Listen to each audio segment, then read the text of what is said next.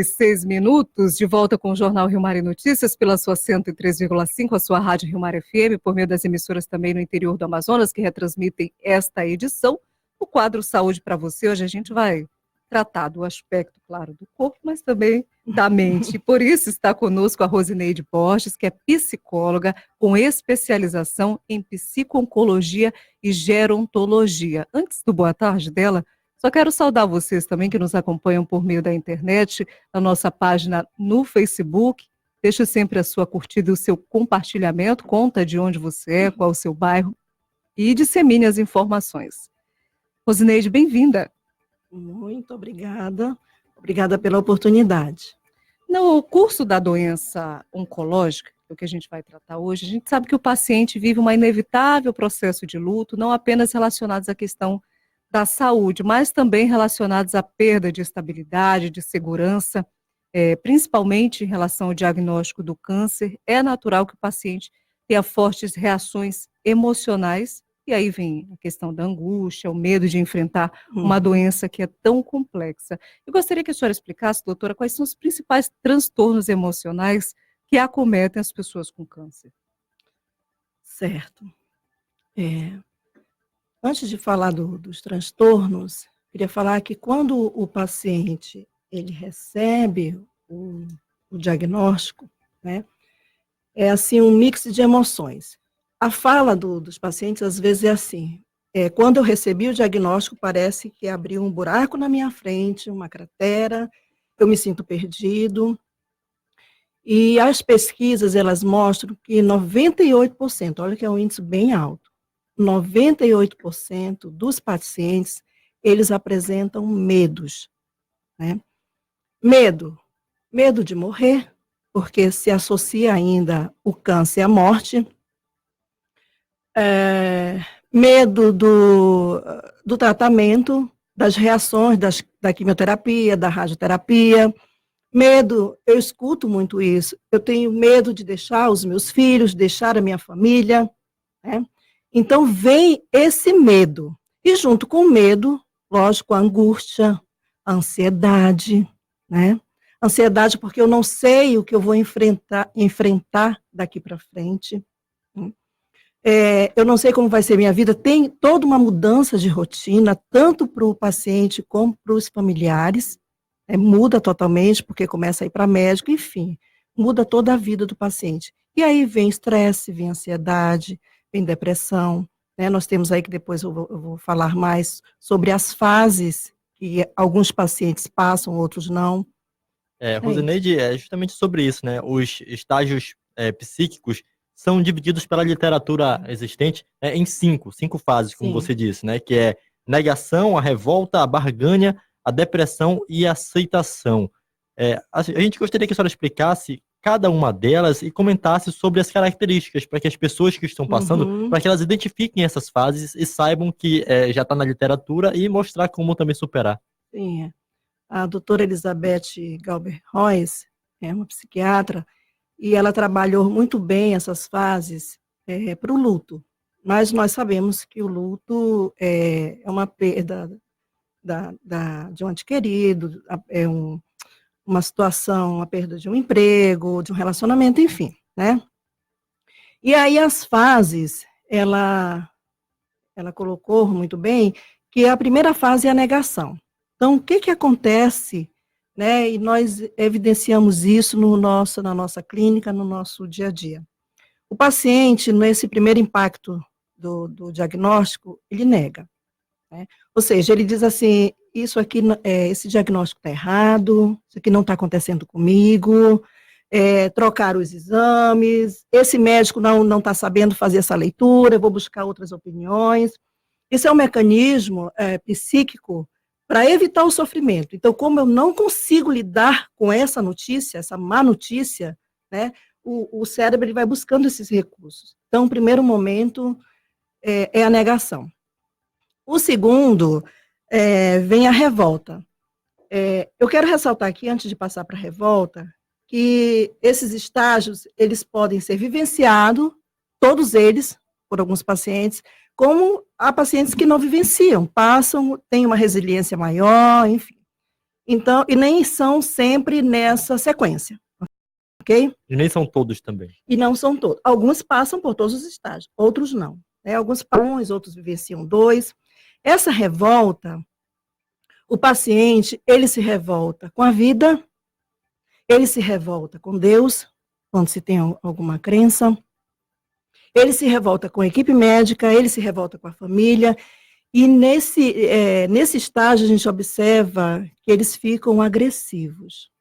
E os pacientes, o cuidador, às vezes não sabe como lidar, né?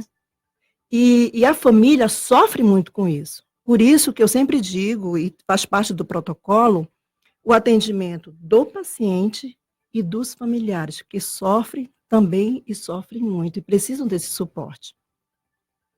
Aí vem, depois dessa revolta, né, que a gente poderia até alongar um pouco mais, vem a barganha.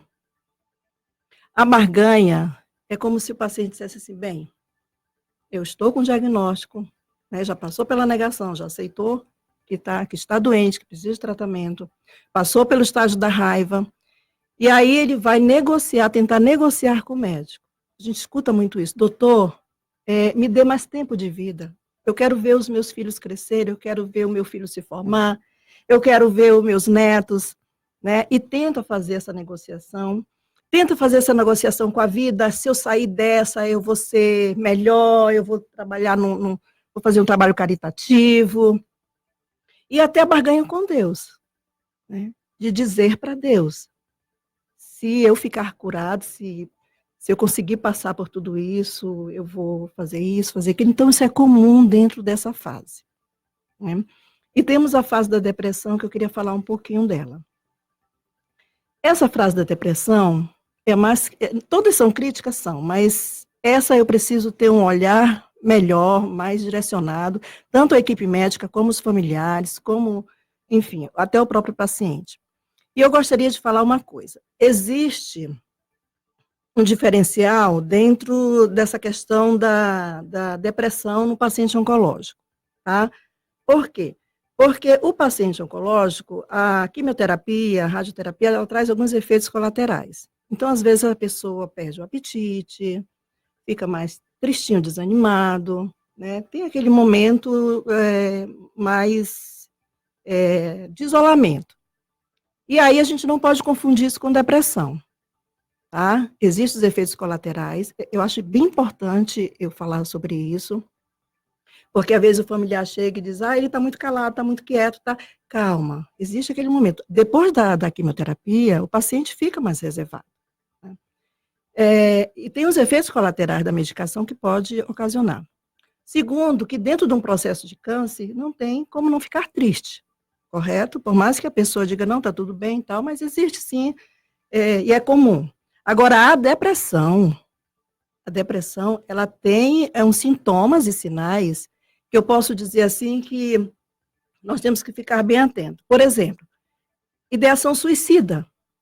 Então, se o paciente diz, eu quero morrer, eu vou morrer, não adianta mais fazer nenhum tratamento, né, não tem jeito, ou então chora muito, se isola, não quer nenhum contato nem com a sociedade, nem com a família, acorda e dorme com esse pensamento de que não vai dar certo, ou seja, sem esperança alguma, aí a família precisa ficar atenta. Precisa ficar atenta. Precisa ficar atenta. O profissional, os médicos, a equipe multidisciplinar precisa ficar atenta. Né? E a gente recebe, a gente escuta isso, o paciente chega e diz, não adianta fazer nenhum tratamento, porque eu não tenho jeito. E tem jeito. E tem jeito. E, por último, nós temos a aceitação. Esse estágio é o estágio onde o paciente já se conscientizou, ele já tem um olhar diferente para esse sofrimento, ele já dá sentido e significado a essa dor, né? Ele já aceita. Eu posso dizer que é o momento da esperança. Tanto para os pacientes que têm possibilidade de cura, como para aqueles pacientes que estão nos cuidados paliativos, esse estágio é um estágio onde a gente começa a perceber que ele tem esse olhar mesmo de esperança, né, sobre a vida. Já consegue lidar. Já consegue lidar com a dor, com a situação. Como é que o paciente oncológico, doutora Rosineide, a gente já se encaminha para o final da nossa entrevista, mas eu gostaria que a senhora pudesse dar um conselho, enfim, uma orientação, para que essa pessoa que está passando por essa situação possa cuidar também desse lado emocional. Quais são as dicas ou as orientações? Certo. Nós somos 3 dimensões, né? Nós somos corpo, mente e espírito. E nós temos que olhar com cuidado e com amor e acolher essas 3 dimensões. Quando o paciente chega, eu e toda a equipe, né? E os familiares, enfim, precisamos acolher essas 3 dimensões. E aí, se eu tiver mais um tempinho, eu gostaria de falar de algo que eu acho extremamente importante também aí, que é a questão da fé, né? A questão da espiritualidade. E aqui eu não estou falando de nenhuma religião específica, eu estou falando da fé que o paciente traz, né? E que muitas vezes eles trazem essa experiência, que a fé é um aliado importante na recuperação, tá? E então eu costumo dizer que o médico cuida do corpo, né? Que nós cuidamos das emoções e que o paciente precisa fazer a parte dele. Algumas vezes ele diz, eu já estou curado.